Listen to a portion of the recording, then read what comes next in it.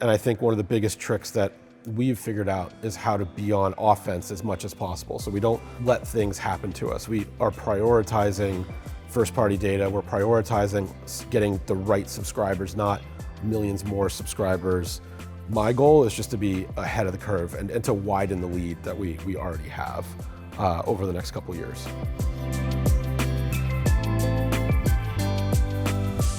Hi, welcome everybody. I'm Sam Allen. I'm the CEO of Dippell, and with me today I have Robert Dippell, the CEO of Morning Brew Inc. Robert, thanks for being with us. Thank you. I'd love to ask you some questions. Well, why don't we start with, why don't you talk about what Morning Brew is and your place in the world? Yeah, Morning Brew is a media company. It was started initially 10 years ago by two students at the University of Michigan. And if you know Morning Brew, you probably were introduced via our newsletter, which was the main thing they launched at University of Michigan. That skyrocketed and kind of defined the newsletter industry and fueled a lot of what is the fever around newsletters now for a lot of media companies. I stepped in, I've been in the business about 3 years, and during the last, call it 5 years, we've really diversified a lot, where that newsletter gave us the ability to diversify our relationship with users outside of the inbox quite a bit. So now if you look at the business, we have a little bit over 20 different franchises. We are both a B2B and a B2C media company. So we service people and help them navigate the world with consumer topics. We also help them be better at their job with B2B topics. And probably like the newest iteration of our business under Morning Brew Inc., which is our parent kind of umbrella brand, is a mix of in the inbox, video, social, podcasts, live events, data research. So a lot of multidimensional stuff now. Wonderful. You have a background kind of similar to mine, COO turned CEO. Maybe talk a moment about what that did for you and how that helped you in your CEO role. Yeah, I mean, my background's unique. I built and ran a media company in San Francisco for almost 11 years. I wasn't the CEO. There was a founder who was a big mentor for mine, but we built that company. When I got there, it was probably 20 people. By the time we sold it, was a little over 150, I believe. So that was a really important experience of just learning every aspect of building and operating a media company. After that business was sold and I transitioned out, I became a fractional C-level leader for probably 3 to 4 companies at a time, and built a consulting practice that was literally me, and ran that for almost 7 years. So it was very informative that I got to be under the hood of probably a dozen different media and SaaS companies over that time period, and just see like what's working, what's not working, the pitfalls that some companies have, like how to just fine tune all these weapons to operate these businesses. So by the time I got to Morning Brew, which was a consulting client, I had all that context. The business was starting to hit a bit of an inflection point that happens naturally, where the founder-run mentality of it needed to transition to more of an operator-run mentality. And luckily, the founders are awesome guys. I was able to come in and kind of consult and work closely with Austin, one of the founders, and initially took on the COO role by the time I became full-time there. Then there was a need to fill the revenue side, so I took on COO and CRO, which was a lot of my background was in revenue and M&A and things like that. And then when it came time for Austin to want to step aside, I competed for the CEO job against a couple other, really accomplished people, and was lucky enough to get it and just continue on that. Almost at that point, it was a little over 2 years of time I'd had in the business, which was helpful. So great training ground. Great training ground. Very unfair advantage to be in a business for multiple years and then get the CEO seat, because you just have so much more credibility. You've seen what you've done. And I'd put a lot of stuff in motion and made a lot of fundamental changes that have set us up to have the great year we're having now. And if I had just come in, I probably would have had to start that at this point. Yeah, well, you clearly proved yourself to the team, so that's great. Try every day. So switching gears a moment, so you talked about the evolution of Morning Brew, and it's not just a newsletter, and you're moving all these different forms of media. There's a lot of different ways you can go, and there's this classic economic theory, a paradox of choice. If you give people too many choices, they freeze and don't know what to do. So when you and your team are thinking about launching a new thing, whether it's a podcast or a newsletter, how do you go through that decision-making process so that you know that you're driving a lot of utility in that new effort? Great question. I think there's a couple different answers to it depending on the opportunity. One, unfair advantage we have is we have a data and insights team internally. We have like 5 full-time people that have been a secret weapon for us for years that I'm actually trying to get more visibility on. And they allow us to do proprietary first-party research within our database. Our audience is hugely loyal. If I ask them to participate in a survey, we can get thousands of people in a day to tell us what they like. So being able to use that audience and that insights team to do market research with our group, to do audience profiles, to index across external data, really like shows us where to hunt a little bit. So if I have a hypothesis about, I think we want to go this direction, I can be proven wrong very quickly, or we can validate like exactly which way to go. So that's one. The other is really looking just for gaps in content and resources that Morning Brew has license to fill. I'll give you an example. So the one B2B franchise that we launched this year is called Revenue Brew. We have Marketing Brew, we have HR Brew, Healthcare Brew, all these other verticals. We now have a portfolio of 8. Revenue is interesting and very relevant to you guys. We looked around the industry and we said, okay, there's so much investment in innovation right now around generating revenue, but it isn't as easy as just having a sales team. It used to be 10 plus years ago, you had a sales team, that's how you made revenue. Right. Now it's extremely complex, and that applies across a number of industries. You have pricing and yield teams, people that are overseeing your inventory. You have account management that's increasingly just as important as sales. Mm-hmm. You have your insights team. You have all these different groups, rev ops, sales ops, pick your ops, and all of them need to be rolling the right direction together.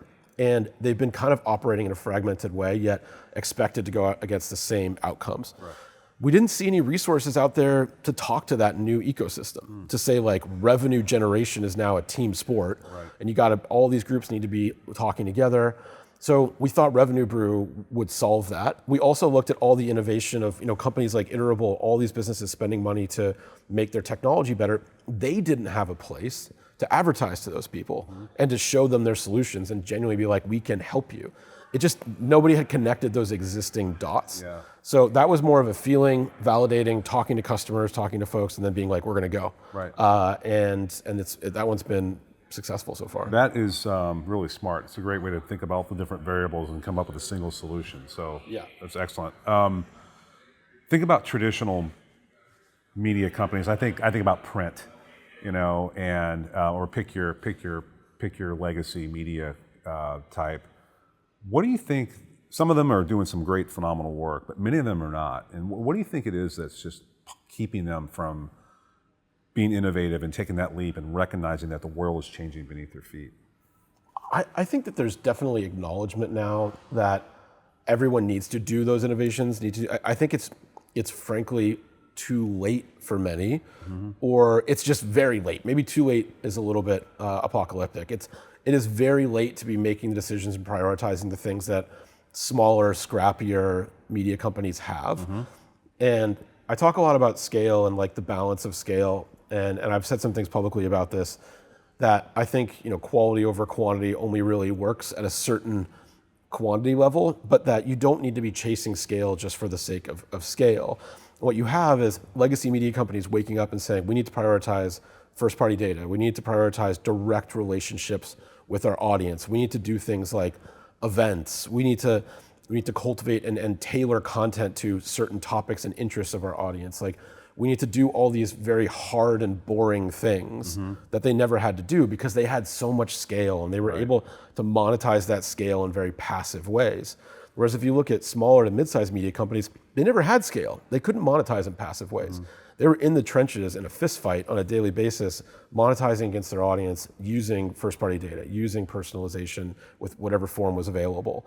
And you fast forward to today, and the big players are like, "Oh man, we need to catch up to that. We have to do this in the trenches stuff." And I think the acknowledgement also right now is that the way technology is going is just going to push on that more. Like the need for quality over quantity and discipline with how you run your media company and the relationship with your audience being direct and loyal is going to become more and more important. Right. If you're in denial of anything I just said, then I think that it won't work. Like, your business will eventually fail. It might take a decade or 2 decades, but you have to kind of lean into those themes. Yeah, 100%. So let's shift to maybe the tactical. Take Revenue Brew as an example. How do you think about What are the tactics you're using? You did the analysis, you came up with a great solution, you've launched it. How are you getting people to click, open, and then interrelate with the new newsletter? We have an advantage that we do have a large well to go back to. We have millions of people that love Morning Brew, that read our newsletters, that listen to our podcast. So the first thing we can do is go back to that group and show it to them and say, we think you'd be interested in this. Part of the analysis I didn't mention too is looking into our database and saying, how many of this target audience do we have for something like Revenue Brew? What we found with Revenue Brew is that about 10% of our total audience was relevant. They were in business operations, sales, marketing, account management, something that like you would care about Revenue Brew. So first thing is being able to go after that 10% and say to them, this is something we think would be valuable to you, and then watch how that reaction goes. Then we go external and really try to find new people, bring them into the ecosystem with RevBrew as that entry point. And then there is working on customer flows and audience journeys and things to basically make our properties work for us on an ongoing basis. So if you're on Marketing Brew and you're reading about monetization type topics, that's a great opportunity for us to put you in a flow and surface Revenue Brew to you and see if it's something that you want to participate in. So we're kind of looking at all these tricks, internal, external, and then the more long term, like how do we bring people in naturally? Okay, great. Last question. When you think about 2-3 years out in your space, or you can speak broader than that if you'd like, what are you seeing as the biggest disruptors to that space? I kind of already hit on it. It's all these dynamics, I believe, are just going to become more exaggerated. I think that there is things happening to media companies a lot, and a lot of media companies are on defense. And I think one of the biggest tricks that we've figured out is how to be on offense as much as possible. So we don't let things happen to us. We are prioritizing first-party data. We're prioritizing getting the right subscribers, not millions more subscribers. We're prioritizing creator-led content and more personality-driven stuff because I believe the industry wants to go that way, and users want to hear from us in video content sometimes more than they want to hear from us in a newsletter. So like all those dynamics are a train that has left the station. I think that media companies are going to come to that realization at different stages. My goal is just to be ahead of the curve and to widen the lead that we already have over the next couple of years. Okay, wonderful. Well, thank you for being here. Yeah. Really appreciate your time. It's Robert Dippell, CEO of Morning Brew. Check it out.